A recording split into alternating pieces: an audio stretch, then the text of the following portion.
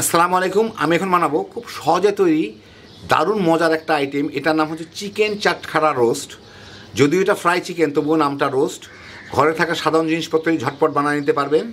তো আসেন দেখি শুরু করা যাক। আমি এখানে একটা মুরগি নিয়ে নিছি, ঠিক এরকম আস্ত মুরগি নিয়েছি, ভিতর সব কিছু ফেলে দিয়ে দেওয়া হয়েছে। এখন এটা 1 কেজির একটু উপরে ছিল, এখন বোধহয় ফেলে বোধহয় 800-900 গ্রাম হইতে পারে। এটাকে আমি ঠিক এই বুকের এই দিক অংশটুকু থেকে এইখান থেকে এইভাবে এটাকে কেটে নিব।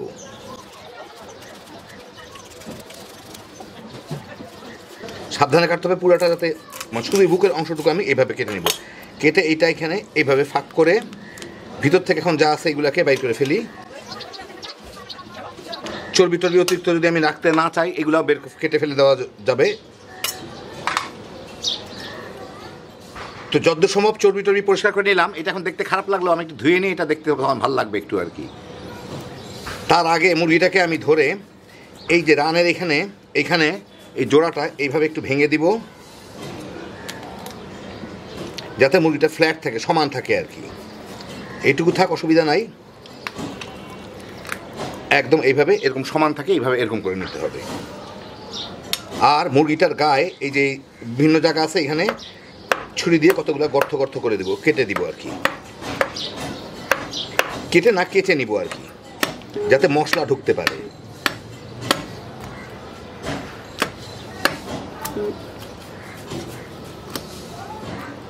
ব্যাস হইল। এখন এটাকে আমি ভালো মতো ধুয়ে আপনাদের দেখাচ্ছি। আমি একটা গামলার মধ্যে যথেষ্ট পরিমাণ পানি নিয়ে, যাতে মুরগিটা ডুবে থাকতে পারে, 1 টেবিল চামচ লবণ। এটা দেশি লবণ, সেই জন্য লবণের মধ্যে অনেক কিছুই আছে আর কি, মোটা দানার লবণ, অসুবিধা নাই। 2 টেবিল চামচ ভিনেগার দিব। এটাকে ভালো মতো মিশায়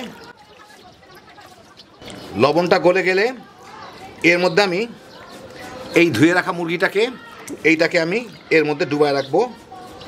তাহলে মুরগিটার রক্তমুক্ত যা আছে সেগুলো সব নষ্ট হয়ে যাবে, আর এর যে রংটা আছে একটু পরিষ্কার হয়ে যাবে। আর ভিতরে যে মুরগির এটা ব্রয়লার মুরগির একটা গন্ধ থাকে, সেই গন্ধটা চলে যাবে। তো এটাকে আমি প্রায় আধা ঘন্টার মতো ডুবাই রাখবো এর মধ্যে। আধা ঘন্টা পরে এই যে দেখেন এই অবস্থা, মুরগির পানিটার একদম ঘোলা হয়ে যায়। এটাকে এখন ভালো করে আমি 2 বার নর্মাল পানি দিয়ে ধুয়ে নিব। মুরগিটা মোটামুটি ভালো পরিষ্কার হয়ে যায়, দেখেন একদম মানে লাল টাল রক্তের দাগটা কোনো কিছু থাকে না। ভালো মতো ধুয়ে নিই এটাকে বার ধুয়ে। আমি এখন একটা মশলা বানিয়ে নিচ্ছি। এইখানে আমি নিচ্ছি 1 চা চামচ মরিচের গুঁড়া, 1 চা চামচ হলুদের গুঁড়া, 1 চা চামচ গরম মশলার গুঁড়া, 1 চা চামচ ধনিয়ার গুঁড়া, আধা চা চামচ জৈন অথবা আজওয়াইন, বাংলাদেশে আজওয়াইনই বলে, যে কোনো মশলার দোকানে পাবেন, চাইলে খুব সুন্দর একটা ফ্লেভার দেয়। ওটা আমি একটু হালকা গুঁড়া করে নিয়েছি। আধা চা চামচ গোলমরিচের গুঁড়া, 1 চিমটি জর্দার রং, এর সাথে দিচ্ছি 1 চা চামচ রসুন বাটা, স্বাদ মতো লবণ, একটু টেস্টিং সল্ট। এটা কোনো ক্ষতিকারক জিনিস না, ভুল ধারণা আছে এটা সম্বন্ধে, দেখে নিয়েন। কেউ চাইলে দিবেন, না চাইলে না দিয়েন, অসুবিধা নাই। 1 টেবিল চামচ হট সস, না থাকলে মরিচের পরিমাণ বানায় একটু টমেটো সস কিংবা কেচাপ দিয়ে দিয়েন, অসুবিধা নাই। 1 টেবিল চামচ সয়া সস, একটু লেবুর রস। এটা একটু ভালো করে মেখে নিই। হইল, মোটামুটি হইল। এর মধ্যে কাশ্মীরি মরিচ দেওয়া হয় দেখে ওদেরগুলোর রং খুব ভালো হয়। আমার কাশ্মীরি মরিচ নাই, আমারটা ভালো না হলে অসুবিধা নাই। এই এখন মুরগিটার মধ্যে এটা ভালো মতো আমি মেখে নিব। মুরগিটা আমি ভালো মতো ধুয়ে নিছি 2 বার, সব জায়গাগুলোর মধ্যে যাতে ভালো মতো মশলাগুলো ঢুকে, ফাঁক টাক যা আছে সব দিকের মধ্যে দিয়ে দিতে হবে এটাকে।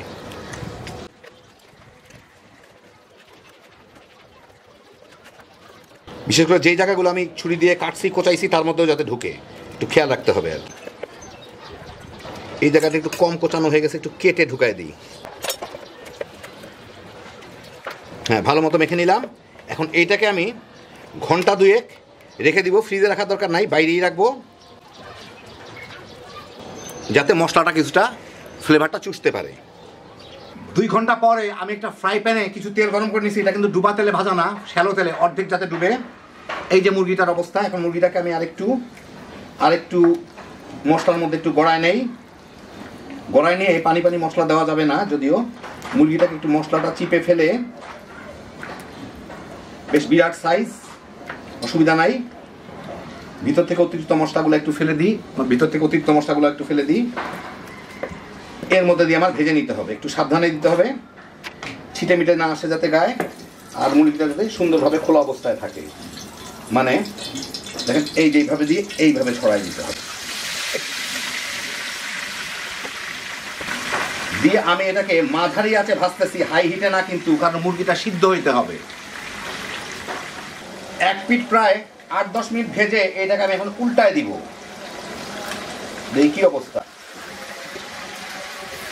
হইল। হ্যাঁ, এখন ওই পিঠটাও এভাবে ভেজে নিব প্রায় 8-10 মিনিট। ওই পিঠটাও